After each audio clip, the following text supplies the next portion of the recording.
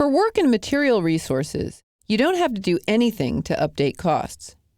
Project calculates the cost for people, equipment, and materials based on the rates and other cost fields you define for the resources and the work hours or quantities you add to the assignments. However, if you use cost resources, you have to update those values to your actual values.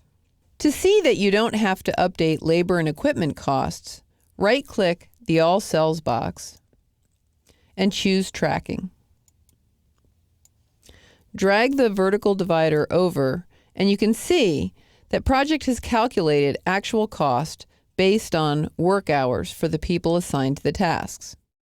If you have work resources that can't speak for themselves, like cranes or helicopters, you do have to designate someone to tell you the work hours for that equipment. If you assign material resources, the actual cost includes the quantity of material multiplied by the cost rate per unit. The only update you might need to make is updating the actual quantity of material used. To do that, on the View tab, click Resource Usage. Scroll down to one of your material resources. In this case, keycard. Double-click the assignment to open the Assignment Information dialog box.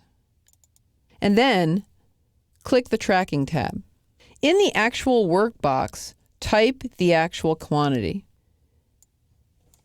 In this case, let's type 175 and click OK.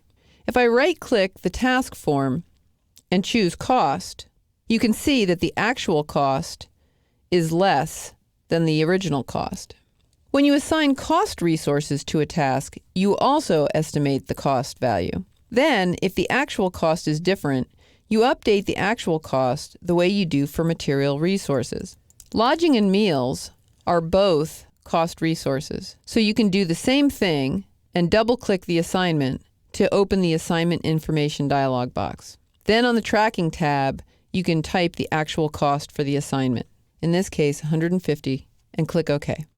And now you can see down in the task form that the original cost was $200, but the actual cost is only $150.